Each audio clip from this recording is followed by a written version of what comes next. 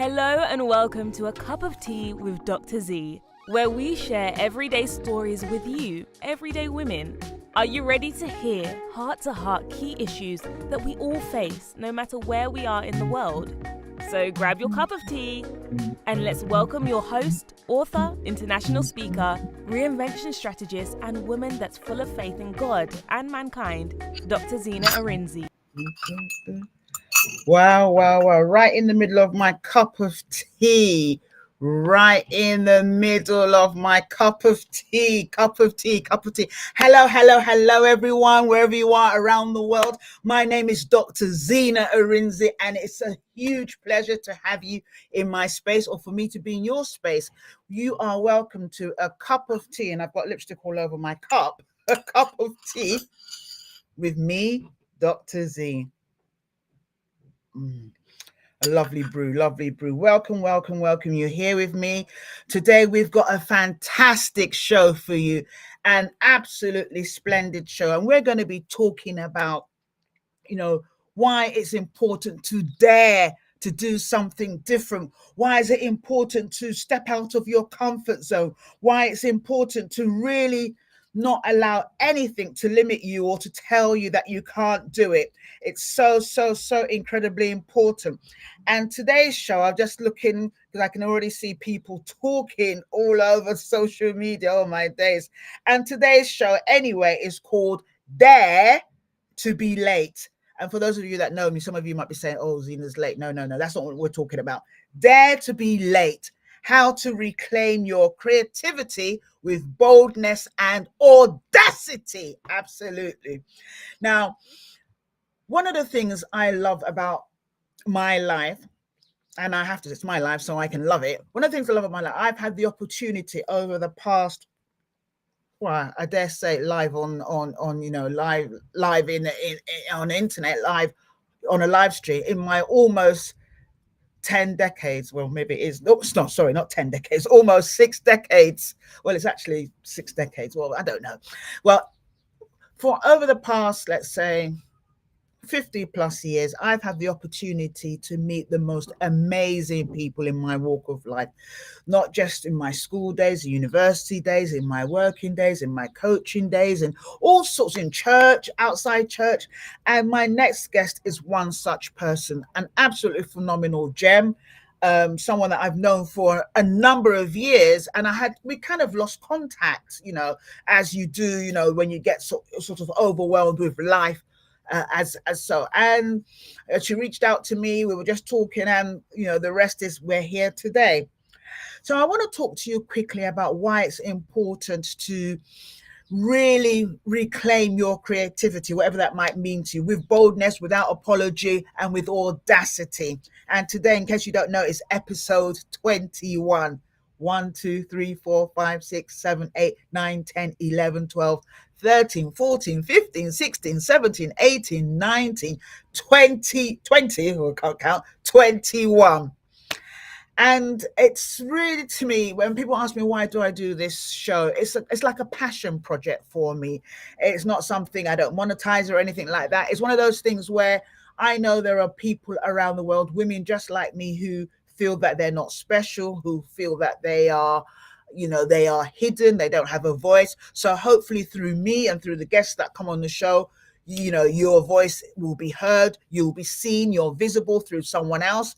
Your story, you might hear your story from someone else's perspective, and that will give you what you need to move forward. A cup of tea with Dr. Zee is not about giving platforms to amazing women, because we are amazing, we're all amazing, and that's all fantastic. And it's more about being able to spotlight everyday women like you and me, and also talk about what they do, but also to give you that inspiration, that goal, that push, that stretch, that belief in yourself that you can do it too. And I get to speak to women all over the world, which makes it really, really exceptionally special. I get to travel as well, but I also get to do it from my own studio, in my own home, and speak to people, different languages, different cultures. And yeah, it's really, really cool. I'm really grateful. Anyway, that's enough about this, why I do this show. Now, I'm known as the reinvention queen. I am the master of reinvention. I've had so many different versions of my life all through my life. And it's all about doing it with boldness, without apology, and with audacity.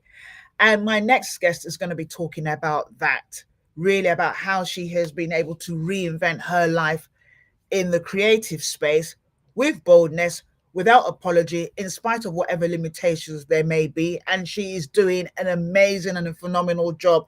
And in addition to that, she's helping other women in this particular space to reinvent themselves as well in the creative space. Now, I'm going to read a little bit about her. And I'm also going to talk a little bit about people in this space who have done so well. We've got Viola Davis, who, was in How to Get Away with Murder. And in her early years, you'd see her as, she was always some lawyer or some policewoman in maybe Law and Order or something like this. You just see, this random black woman, dark woman for that matter. And for those of us that are women of color, you know that it's more difficult. We've got racism going on. You've got Miss Soz, I can never say it properly. And then you've also got colorism even within our community. So you can, it's like the darker you are, it's more difficult. But she was able to break that mold. And although later on in life, she's doing so well, we keep hearing that people call her the Black Meryl Streep. And we're like, no, don't call her that. Call her the amazing, the phenomenal, the incredible Viola Davis, who has made it possible for other people to actually show up. And the wonderful thing about her is that she's carrying other people with her. If you see her on TikTok, on Instagram, on Facebook, she's always highlighting people that you've never met before. She'll find someone in some village in Africa or some local place in India or somewhere, or in the Latina somewhere, and she will showcase something that none of us will get to know. So I really love this woman. And there are so many other people just like her. But let's talk about my guest, because you're going to be wondering, who is this amazing, amazing, phenomenal woman? Right. So my guest today her name is Sade Popola. Now, her journey as an actor has taken her across continents and through various mediums. She has a dynamic background in live radio and on television. So after this show, I'm going to ask if I did well, because obviously she's the expert, and including stints in NTA, which is NTA stands for Nigerian Television Authority, and Rhythm 93.7 FM. She's also had the amazing privilege of captivating audiences in Nigeria with a unique blend of charisma and authenticity. Charisma and authenticity, and I need to add, and audacity. In the UK, she expanded her repertoire by delving into several short films, not just as an actor, but also as a producer. Her passion for storytelling shines through every single role and production she's involved in, and where she strives to bring not just the story, bringing the story to life, but she strives to bring the nuanced understanding of the character and the context. One project that really holds, because I asked her this question, one project that really holds a special place in her heart is Empty Deceit, which is really a short film, and you can go and look for it online. A short film where she not only took the lead role, but also served as the producer. And that particular project allowed her to delve into themes of deception and faith, reflecting on her keen interest in exploring these complex narratives. Beyond the realm of film and television, her commitment to empowering women through the arts runs incredibly deep. She's actively involved in storytelling for women that will help to uplift women. She does workshops and clinics to help women both spiritually and naturally to transform the power of that narrative to inspire change and foster a deeper understanding of women's experiences. Her dedication to these themes goes way beyond just her choice of roles. It drives right down into her very, very career, her psyche, as she aims to contribute positively to societal views and make a meaningful impact through her work in the entertainment industry. Oh my days, I just feel it was me. Oh my days. And without further ado, I'm going to bring right out of my lovely, lovely green room, where I think she's drinking a cup of teas and biscuits I've left for her, even though they're virtual. And I'm going to bring her into, I can see her laughing, into Oh, Sade. It's lovely to see. I feel like I'm in front of royalty and I must get your autograph. Thank you so much for gracing um, this invitation to be on this show. This is episode 21. And like we said, we're talking about what it means to, be late and reclaim your creativity with boldness. I was going to say a word, but I can't really say it.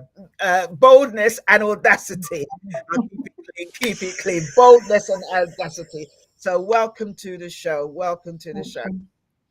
Now, my first question to you is, when I was reading your bio, it just, because I remember when that project that you were talking about, I actually remember it, and it warms my heart. And I want to ask you, what were the kind of thoughts that were going through your mind when you actually produced and took the lead role in that particular film? Okay, basically, that was the period I decided I was going to go back to acting.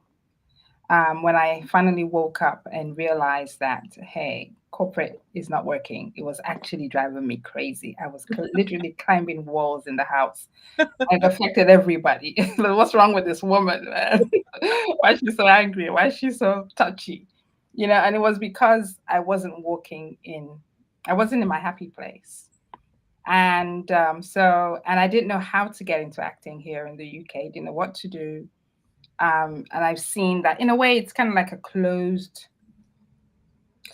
place, closed atmosphere, but you need to know how to maneuver your way through it. And then I decided, you know what, because I realized agents weren't going to touch you if you didn't have anything, and I had no experience here. I hadn't done anything. So how do I get the experience? How do you know I can do this? So I decided to produce that short film. And it was very daring because I don't know anything about filming, producing, nothing. I know nothing. All I know is to act. Cut, start, restart, whatever they say. And that's it. That's all I know. Just act. So I decided to write what I had experienced, because as of that time, I had come out of religion that nearly cost me my life mentally, and having come out of it, I knew I had to serve in the kingdom, because at that time I was understanding things of the kingdom of God. Since I had come out of death, it was now start living life, a life that Christ died to give me. Yes. So, and I understood also that I loved media. At one point, I shied away from it because I thought, that was when I was in religion, that, oh no, I can't do media. It's vanity, and it's this, and it's that. The lies. So at that time, I had already started a talk show called Beauty for Ashes Talk Show. Oh, yes, I remember that. Oh, wow, yes. But I stopped it once I came out of religion, because I realized that everything I was spewing was the death I had received from religion. And how is that supposed to help anybody? You're spewing what I was given, or what I so-called understood. I didn't have a relationship with God. I was in a place for 8 years. I didn't have a relationship with God. I had a relationship of fear with him, and more honor probably for the enemy, more fear for the enemy. So there's a lot of delusional stuff going on there. So anyway, by the time I decided to come out and say, okay, I need to go back to acting, called my husband, and I spoke to him, and he was like, okay. I said, my husband's lovely, by the way. Yeah. Very, very supportive. Absolutely amazing, man. He'll hear me say this and say, okay. Yes, he is. So, and I said, well, I want you to support me. And in supporting me, I want you to agree to me to be able to do temp work. So if I have auditions, if I have to this and that, go for auditions and stuff, then I can go and I wouldn't have to worry about So he said, okay. And I spoke to my children, and Gen Zs, Yeah. millennials. Ma, yeah, that's so cool. Yeah, ma. Yeah, yeah, yeah. And I'm looking at them like, okay, okay. So the support was there. And so I thought, okay, you know what? I'm just going to write about what happened to me. And that was what Empty Deceit, that's how Empty Deceit came up. But like I said, I don't know anything on productions, producing, even writing, but I had a synopsis. So my daughter, who's just an excellent, excellent photographer, she was a DP, DOP, and she took control. She also directed. She did everything for me with one of her friends, and I got a few actors together, and we literally shot that from a synopsis. Didn't have Wow. Wow. didn't have a script. I just said, this is what I want, and this is, Wow. I want this done this way, but it was short. And it was just to get a message out. And it worked from a synopsis. Okay. And I remember when I put it up on YouTube, most people that had watched it that knew me were like, no, you need to continue this. You need to continue this. And I'm like, are you kidding me? I don't know where to start. And I don't have the finances for it. But anyway, that was what got me my agent, my very first agent. Yes. I now took that to her and said, okay, this is what I've done. That's me playing the lead, playing this woman. And she liked it. And you know what? I got her from Clubhouse. Clubhouse was just coming up then. And I remember joining and telling my millennials, huh? What are you doing there? Mom, and I'm looking at like, Clubhouse, it's really good. And they're looking at me like, what's wrong with this woman? But anyway, I continued. And that's where I got my first agent. What I love about this is, and for those that are listening now, or if you listen on the replay, don't let anything stop you. Don't let finances, don't let what people will say, don't let limitations, age, color, gender, all the different things, that could possibly stop us. Yeah. Sometimes even your own belief, with your faith, with your background, whatever. Don't let anything stop you. If you've got a passion in your heart, be committed to that passion. Because at the end of the day, you will have to give account, and it doesn't matter what your faith is, but you will have to give an account. What have you done with that talent that you have? What have you done with that passion that you have? Have you tried to step out? Have you tried to dip your foot in the water? And like we always say, when life gives you lemons, and I hate that saying, but we all say it, and I say it as well, make lemonade. Sade was able to make lemonade. So this is someone, and she will talk about this, is someone who was already renowned in Nigeria. Hello, Remy from Boston. Hello, El Pop. Hello, Jumbo. Thank you so much. From Kenya. Oh, thank you so much. Waving away. We're waving. This is someone who, was already renowned, known in her field of area, on TV, doing loads of shows and things like that. And then, moved to a different country, did the normal thing that you do when you move to a different country, found a job and tried to integrate. But it wasn't working. You heard what she said. She was climbing the walls. And a corporate job. Many of us, we want corporate jobs. She was climbing the walls until she came back to what she's passionate about. And the rest is history. Now, we always say that we don't ask people their age. But I just want you to share a little bit, I don't know how I'm going to ask this question in such a way to talk about how you reinvented and how old were you and stuff like that. What I will say is that Viola Davis, who I absolutely adore, she became famous later on in her life. And we see her everywhere. The same thing with Tara J. Henson, who's actually Taraji, she's much younger, but we got to know. Or Angela Bassett is a very good one. Yeah, you see Angela Bassett on what's that thing? Ella's got her groove back, child. Yes, absolutely. And you see her on that. Oh God, I wish my oldest daughter was here on that the police program Law and where Order. she, yeah, not Law and No, Order, no, no, no, no, no, not Lord Order. Lone Star. I know the beginning. The Texas one is called Lone Star. What's the beginning part? Anyway, people that are listening, if they know, if you know, you're in a chat, please put the name of this show. Uh, she's absolutely amazing there, and obviously she's in all the, Olympus is falling, and this with Mm, Gerald Butler. yeah. She's badass, and I've been trying not to say this word, but I love this word, so please permit me. She's badass, she really is. And Sade is exactly the same. So it doesn't matter how big your audience or how small, you have to be badass in your audience, because what will happen is that you will drag people with you. We These are the days where we're talking about visibility and representation. Mm, Representation, we've got Simone Biles, who's very young, but we've got other young people want to be, gymnasts like her. You could be in your 60s, 50s, 70s, whatever, and you see someone else like mhm. Cicely Houston, who, Tyson. yeah, No. Tyson died. Mhm, I think she died probably just during COVID or something. mhm. Who Is was, yeah, badass right until the very end. She had her lashes and everything in her 90s. And mhm. this is what it's about. It's never, ever too late for you to reclaim your creativity, for you to do it with boldness, be badass, and do it with audacity. No apology. Back to you, because I'm getting carried away here. Back to you, back to you, back to you. For the next So minutes, how yeah, old are you, roughly, if you feel comfortable talking?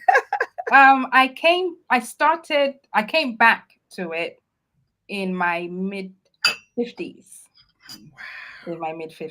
and I started with a local amateur drama place, theater here in New Cross, because I live in New Cross. And I remember getting there. It was like I was a child in a sweet factory.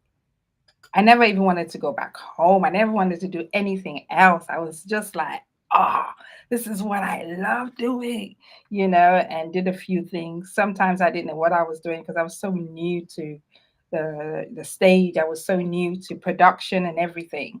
But I had a great time.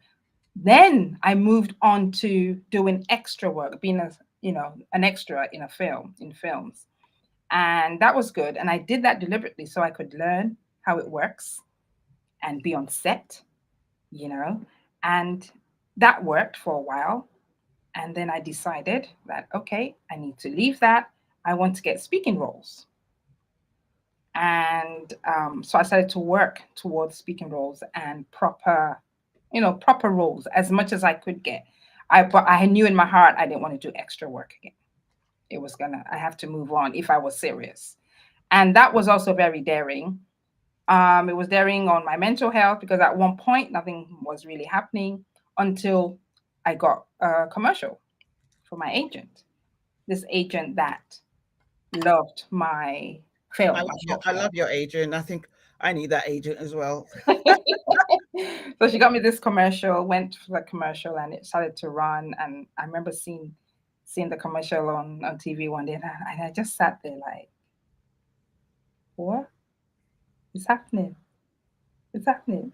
I mean, it's just a commercial, but still, it was such a big deal to me. And then I did other things. And even though some other things that I did were not as huge, I didn't have like long scripts, but I had a few lines.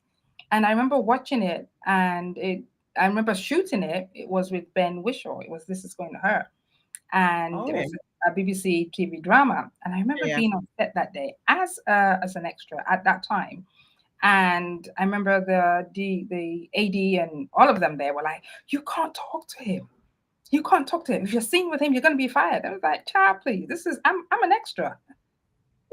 Am I supposed to be worried that you're going to fire me for extra work? Like, for real, get a new job, girl." I took the picture. I cornered him and I said, "Can I have a picture with you?" And he said, "Oh yeah." And that was it. That Had was that it. picture.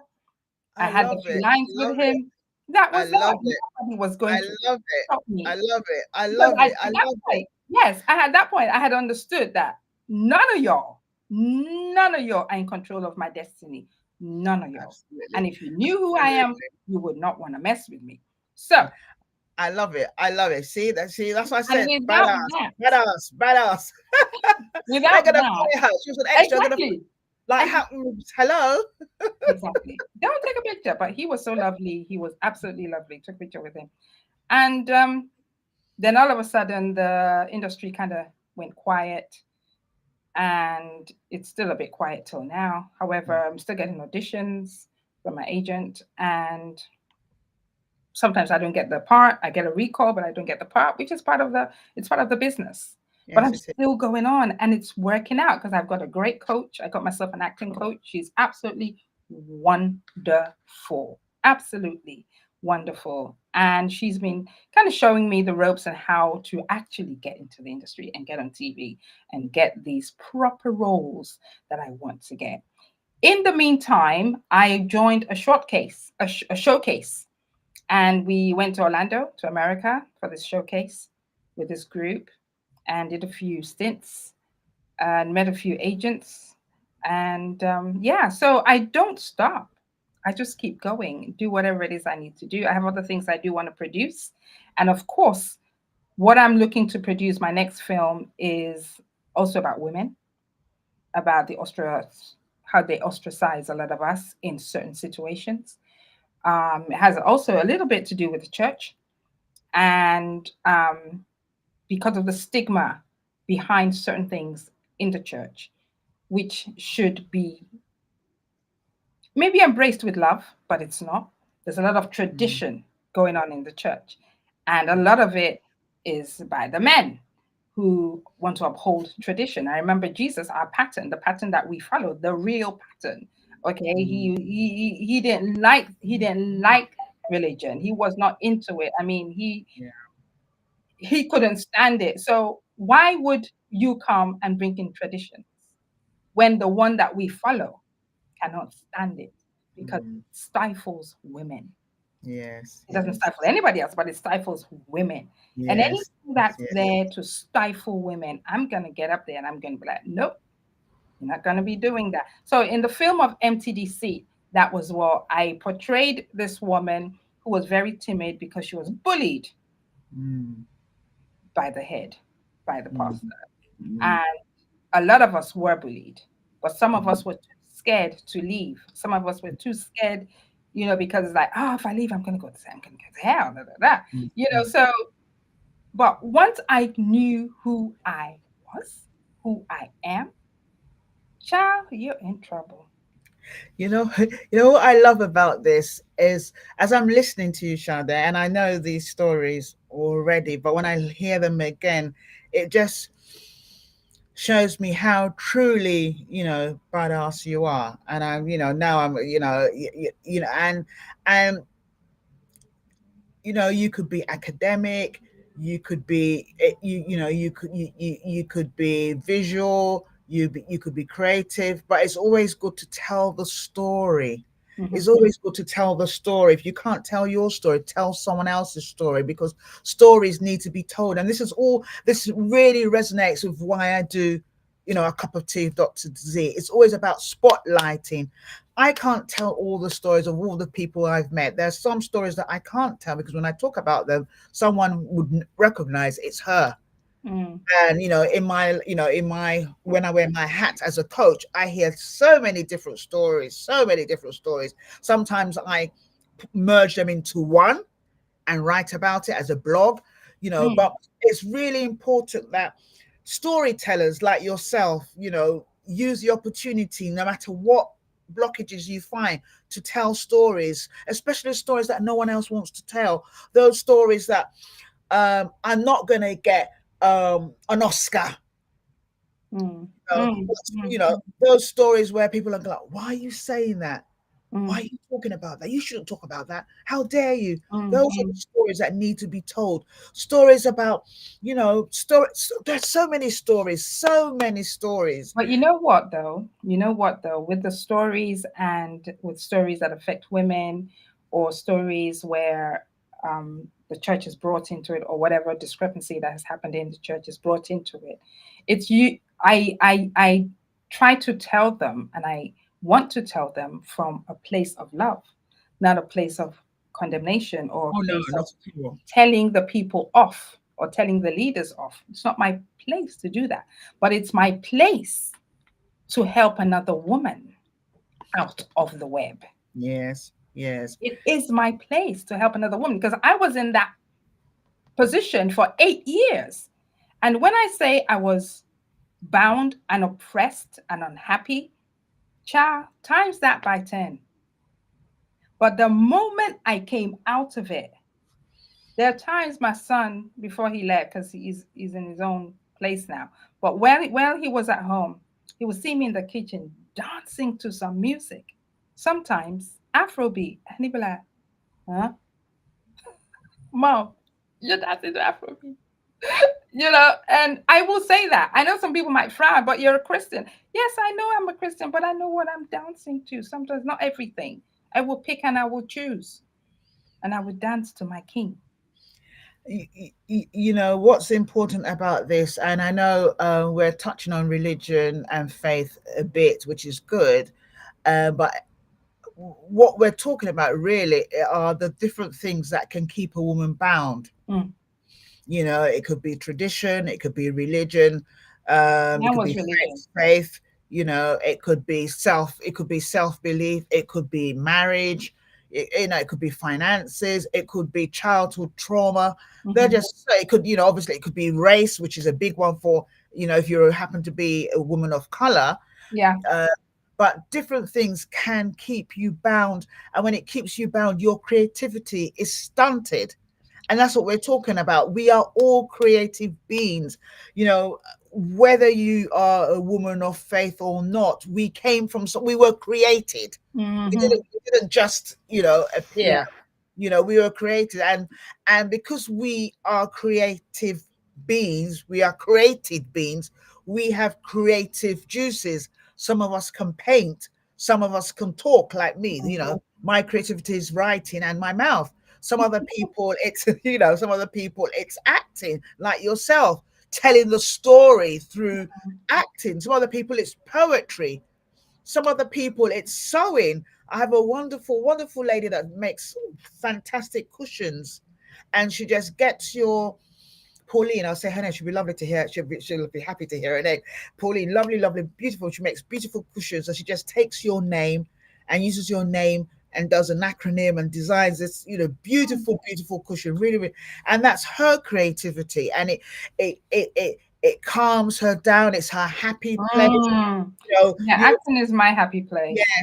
Yes, my happy place is the beach.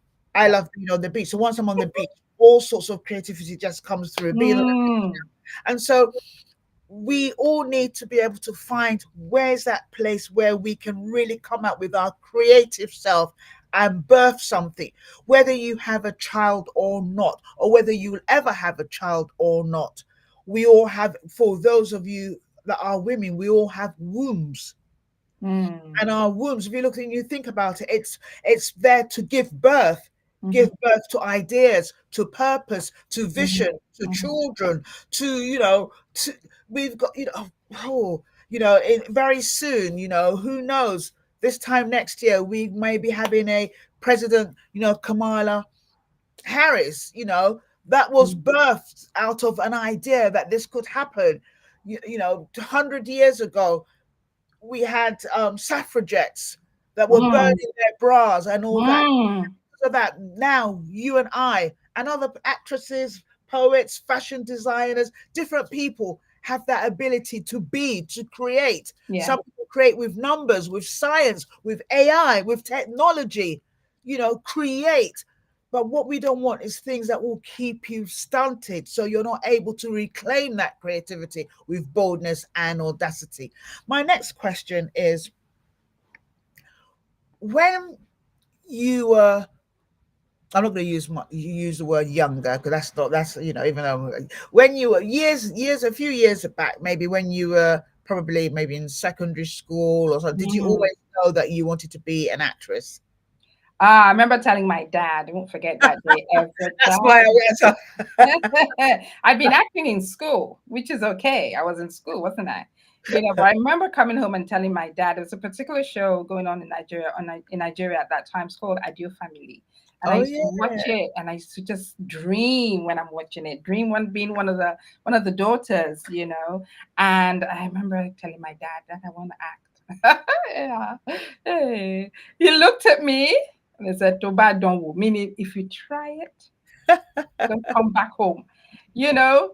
And obviously, I think I was about 10, 11 around that time. So of course, he had this grip on me. I mean, was I going to dare him? Where was I going to go?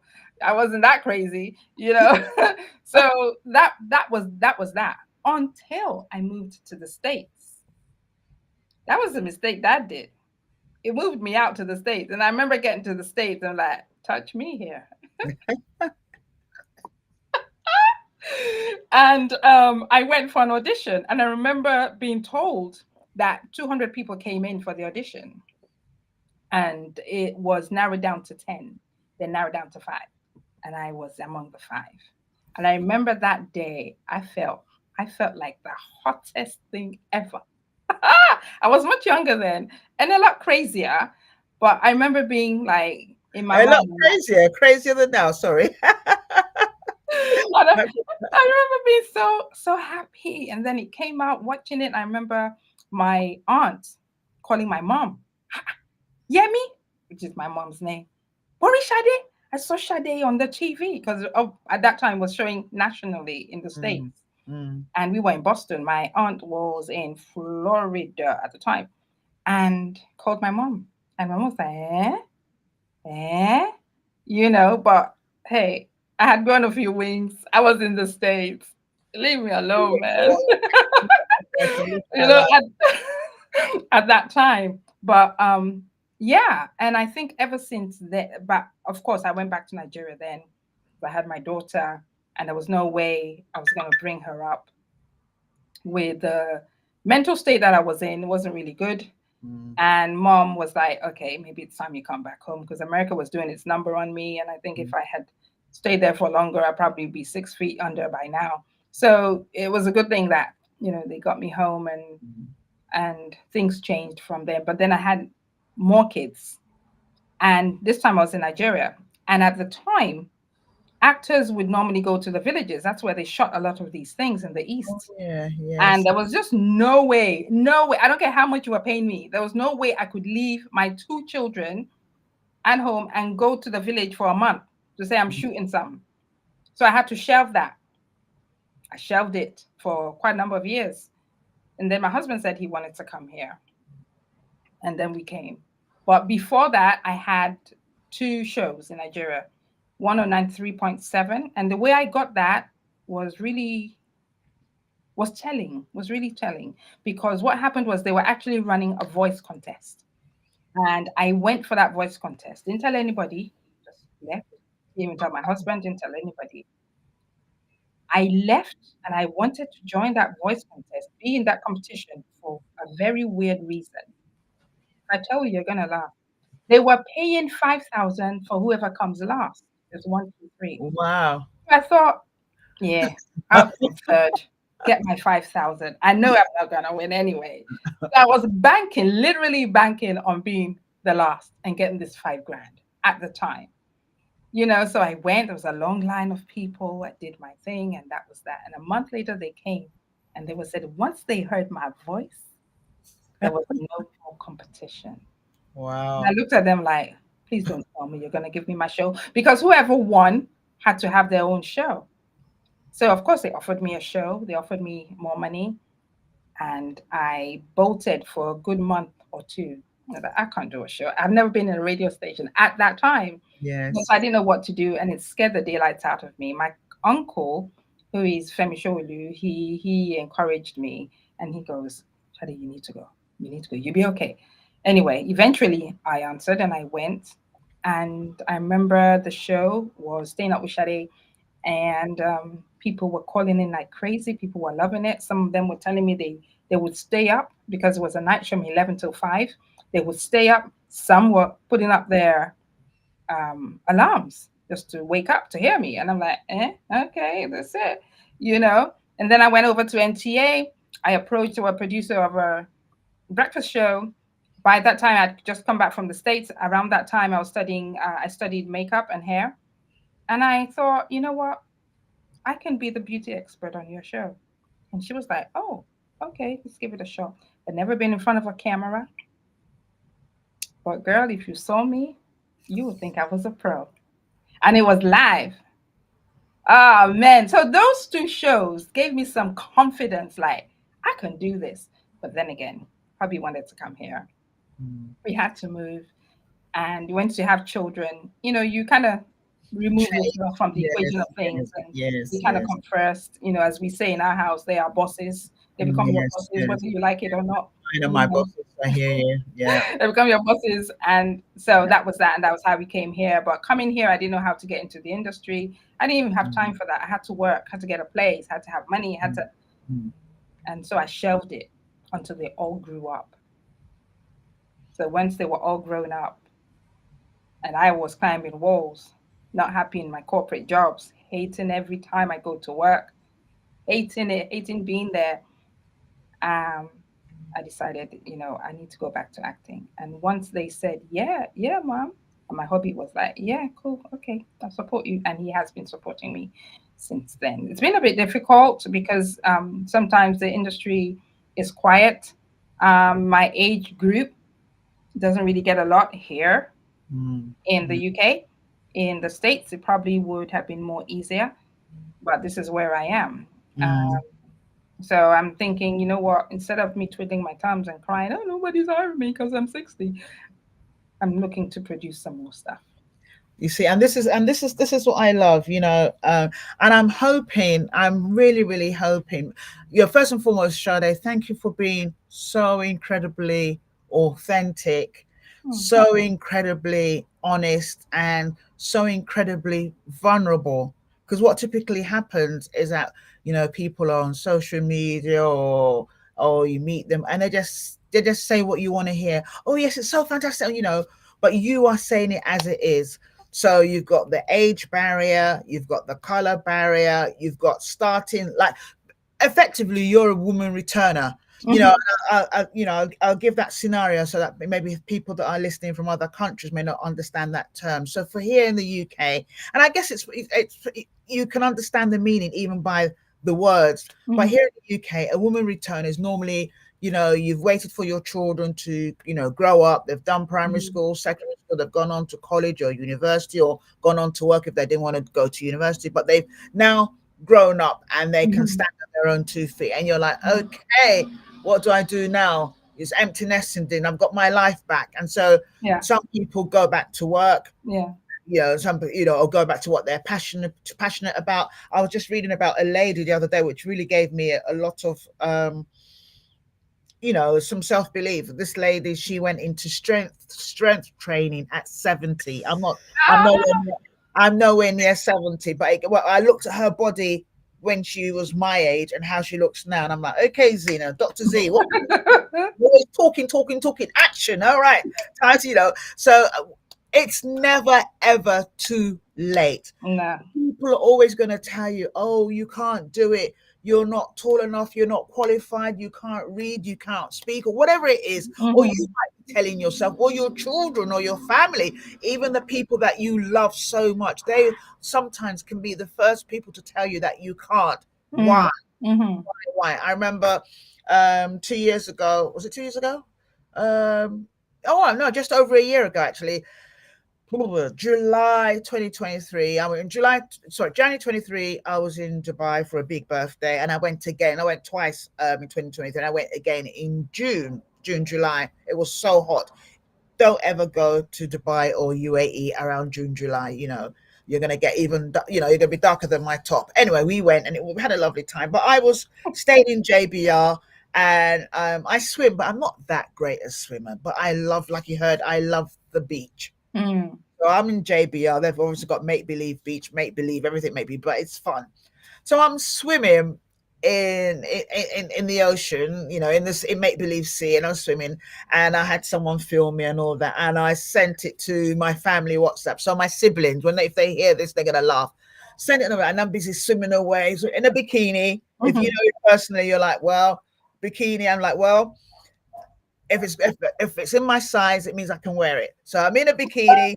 and I'm a woman of God. So there's all these other things going on. People will be saying, and I'm swimming away, enjoying myself. And I, got filmed and all that. And I sent it to the family WhatsApp. My little sister, bless her heart, she sent me, she said, why? Why? Why are you swimming in the ocean? I'm like, because I can. Because I can. So what am I saying? Anything that you can do, don't let anything stop you. Mm-hmm. Do it.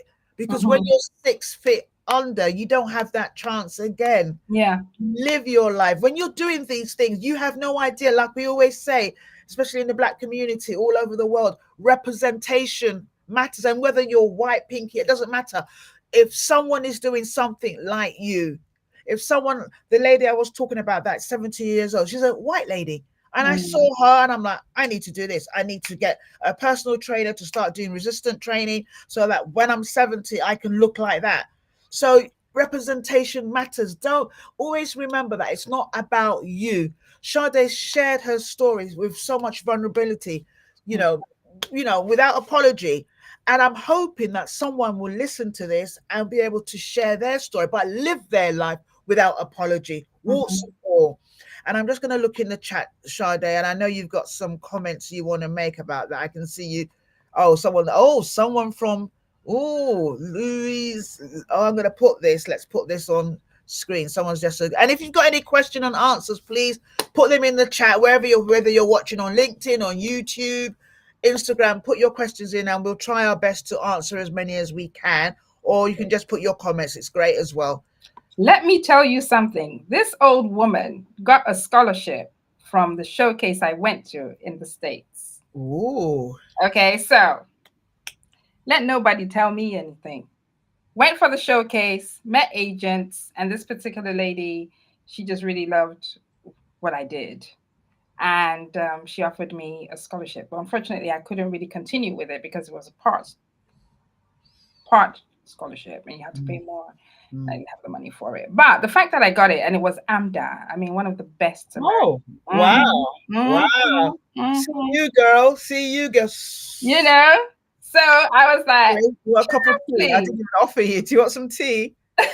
let nobody tell me I can't do this. Have you got your cup? Nobody tell me. Let me pour you some tea. Top of that. Fantastic. You deserve, I won't tell you. I mean, I could have put something else in it, but I didn't. Don't worry. Oh my days. Check you out. Yeah, man.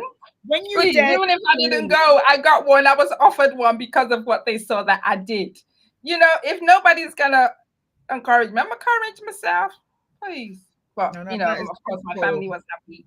Everybody was, they cheered me on and everything. Even my mom, I remember telling my mom, I'm going back to acting. Okay. She was cool with it. And I think she's always been cool with it. But of course, whatever dad said in those days is what really happens until I was out of dad's sight. And you shouldn't have done that. Yes. Louisa sent Bartholomew. Yes. Many women, her comments, many women live with partners who stifle their creativity. Absolutely. She's an actress as well, and she's always wanted to be, but it was her mom who stifled her creativity. So I'm going to shout out right now to moms, parents. Some of us, we want to live our lives through our children. So things that we were not able to achieve, or perhaps we want to be like the Jones. So perhaps your next door neighbor's daughter is a doctor, pharmacist, whatever, a teacher, a makeup artist, whatever it is, and you want your child to be that. And your child has said, I want to be an artist.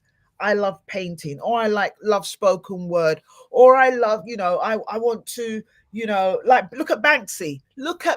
Till today, no one knows who Banksy is, but Banksy just needs to get out his spray paint and do some amazing, graffiti somewhere, and people are taking pictures and doing.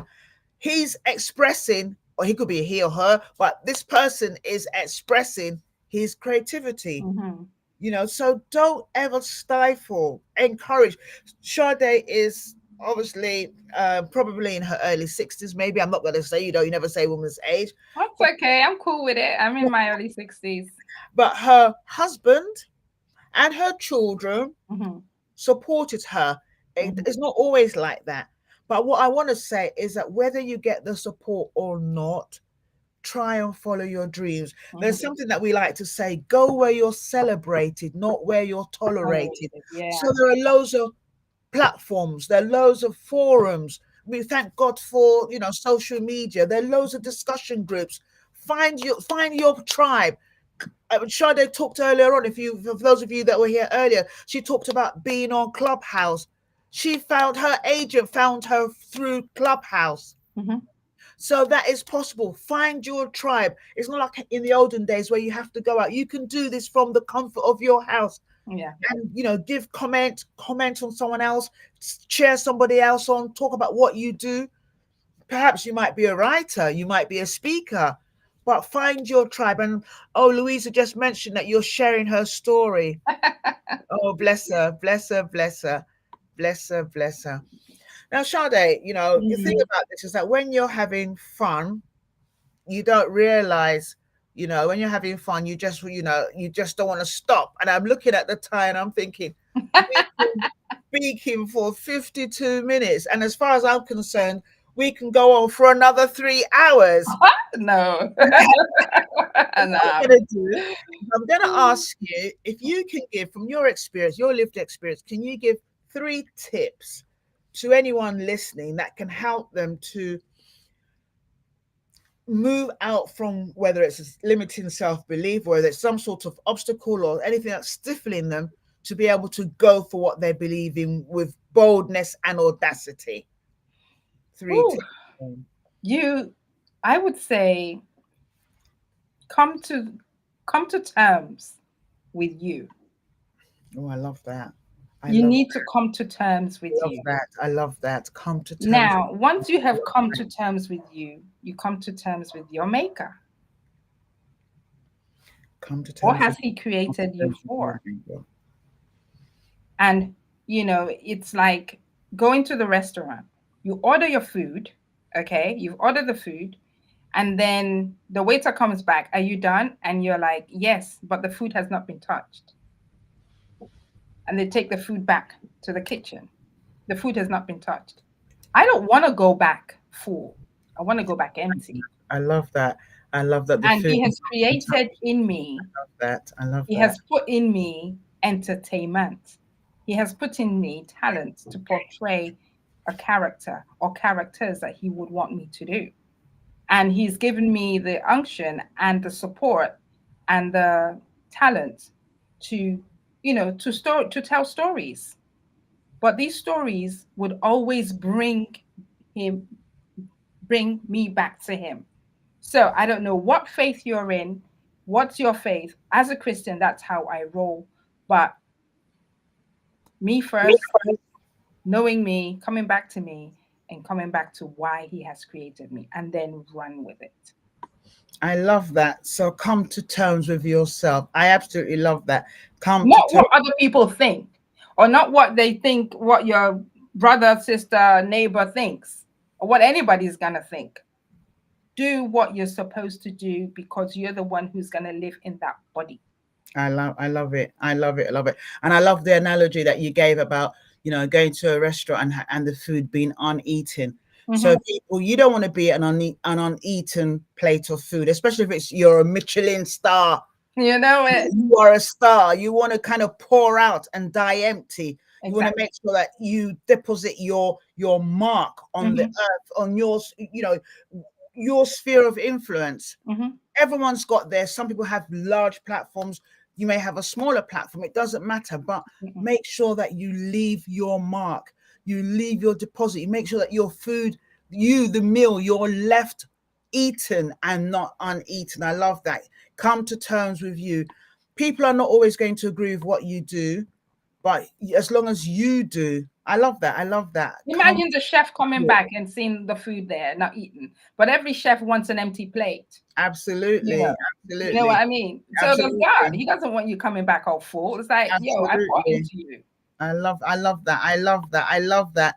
I love that the chef does not want to come back to see an empty and a full plate that has not been eaten. Absolutely. Oh, thank you so much, Sade. It's been an absolute joy. Absolute joy. And I just need to share, because she hasn't said this. I'm going to say this for you. Sade also teaches people, women, how to come out of their shell through acting. So you don't have to be on stage, but through acting workshops. She does it online, and if you live in the kind of Southeast London area or Kent, she also does it around that area as well, for you to sort of come to terms with your body, how your body moves, how you speak, how you express yourself, so that you can get the confidence that you need to do whatever that is. And she didn't talk about that, but I thought I'd say that, but if you want to know more about it, let me know. Send me a message on a DM on Instagram. My details are there, and I'll give you all the deets. Thank you so much, Sade. You've been an absolute star, so authentic, so true to you. And I'll ask you quietly, did I do all right? Because I'm not an actress. Did I do all right? Of course you did. Oh my days. Thank you so much. Bye-bye, everyone. Thanks for having me. Oh, thank you so much. That commented. Well, thank you so much. Coming. Yeah, and all the people that are, that were listening right now on the replay, thank you so much. Thanks, Louisa, Auntie. Thank you. Fantastic. Absolutely fantastic. Wow. Thanks for listening to A Cup of Tea with Dr. Z, your reinvention queen. We hope you've been motivated and inspired to go out there and conquer any obstacles and issues you may face. You can find Dr. Zena on all social platforms. Until next time.